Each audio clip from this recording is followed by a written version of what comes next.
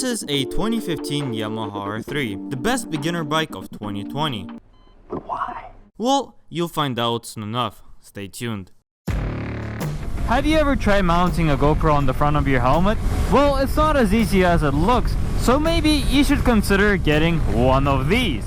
I'm proud to say that after months of hard work, we're finally proud to launch our new site, ridetechmoto.com. In the last couple of years, manufacturers have been coming out with some amazing looking helmets. Unfortunately, many of those helmets have very intricate curves up on the front, which make it almost impossible to attach an action camera using these generic sticky mounts. Here at RideTech Moto, we have developed action camera mounts which go exactly at the center of many helmets available on our site today. Finally, we can avoid this and this. As of right now, we have mounts available for helmet brands such as AGV, Shoei, Icon, and many more. We sell standalone mounts or full adjustable kits that help you arrange the camera at the best angle. We listen to our viewers, and as per your request, we have developed a custom upside down mount for Icon variant, which is available on our site right now. So don't waste any more time and get a RideTech mount for your helmet today.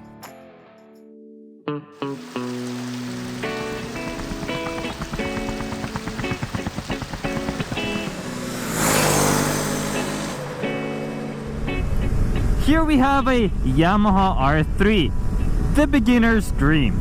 At first glance, to people that know nothing about bikes, well, it looks fairly quick, but upon closer inspection you start seeing things like the super narrow gas tank, which is due to the really small engine underneath, a throttle grip in which it seems it takes 360 degrees to achieve full throttle, a little dual piston caliper up front that provides an okay braking performance, and tires which are slightly wider than bicycle tires. But all of these things are done for a reason.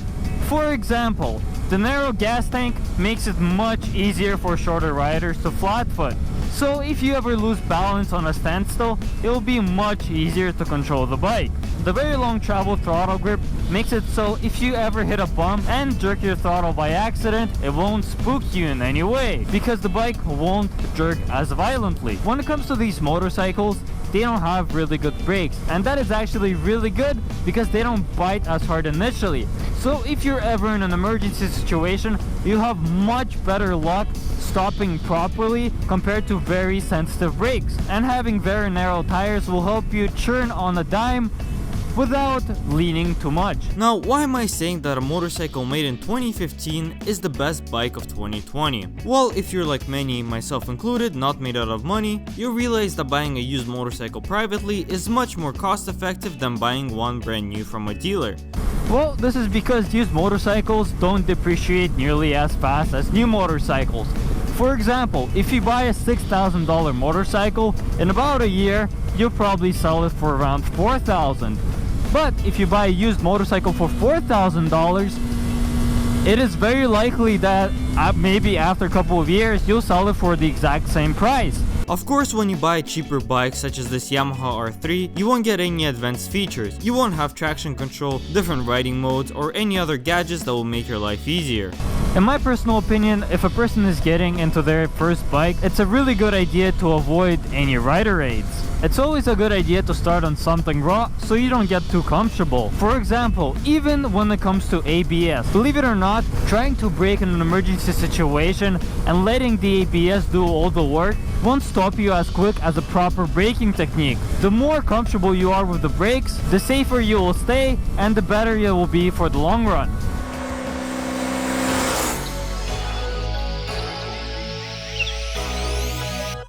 This bike has been out on the market for more than 4 years, but unlike most automobiles and motorcycles, the styling of the Yamaha R3 still looks really good considering the fact it's been out for a while. Everywhere you look there is a sharp angle, the side, front, rear. Even the gas tank has sharp curves. In our brains, sharp things are pointy and pointy things hurt. And things that hurt are almost always really mean. All of those things that I just mentioned perfectly describe a fighter jet. And frankly, Yamaha R3 is a fighter jet. But a fighter jet that is meant for the beginners. This bike provides aggressive styling, meanwhile providing you with a very low seat height. Unlike the R3's bigger brother, the R6 and the R1, when it comes to cornering or even when you're on a red light, it's just so much easier to handle. The engine is really slow, but on the bright side, it'll prevent you from killing yourself. With the Yamaha R3, you get all of those benefits, meanwhile maintaining the aggressive looks that it provides you with. But just because I'm saying this bike is fairly slow doesn't mean it's slow. Does that make sense? Well, take a look this way. Yes, this bike is lacking power compared to more powerful bikes, but it's much faster than most cars on the street. I did a single 0 to 100 test, and this comes from a person who never launched this motorcycle before.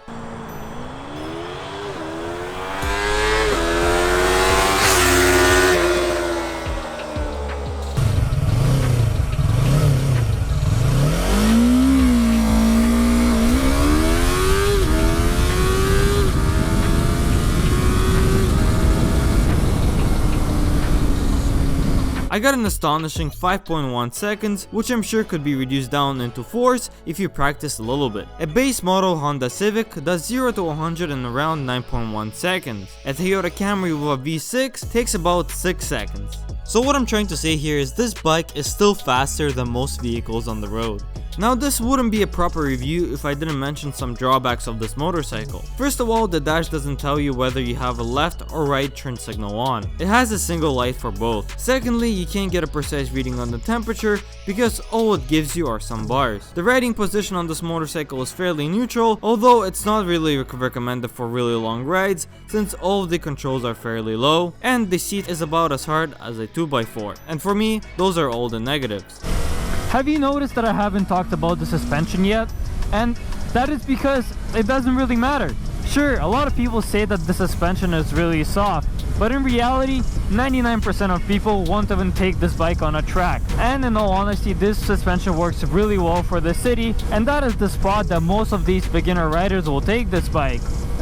In an urban environment. And even if you're on the twisty roads like I am on right now, this suspension is completely fine unless you're dragging your knees in the corner, in which case you should be on the track anyways. I receive a lot of comments about whether a person with a certain height will look silly on a particular motorcycle. Even if you're taller than 6 foot, this bike will be completely fine. You may look a little bit big on it, but this is a beginner bike. This is something that is meant for you to learn on. And if that's something that you feel self-conscious about, go ahead to your local dealer. Don't be afraid to sit on a bunch of bikes and see what you like the best. A lot of bigger and taller people try to go for a bigger bike. So what I would suggest is maybe go for a 650cc class motorcycle, such as the SV650, the Ninja 650, the Z650, the FZ07, or even maybe the CB650, although it is pretty quick.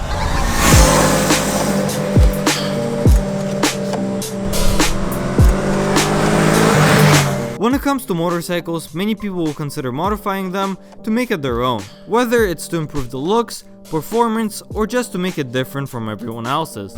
I'm a big advocate of not investing a lot of money into your first bike, because chances are, like many of us, within 6 months you'll get really bored of the power, since this bike doesn't provide a lot of it. But if you're the type of person that likes to keep their bikes forever and you don't really want to go fast in a straight line and you just feel comfortable with a smaller bike, there's just so much aftermarket support for the Yamaha R3. Since this bike has been out for a while, a lot of different companies are coming out with some amazing looking parts. I've seen some really cool looking headlights up front, as well as taillights and many other accessories. You have probably noticed I haven't talked about any numbers or specs, and that is because none of that really matters. You can go and search up any other YouTube video and it will mention the CCs, the weight, and other things you can find with a simple Google search. And when you're looking to buy your first motorcycle, don't get hung up on the horsepower numbers or the difference in weight, because in all honesty, those numbers will not matter at all.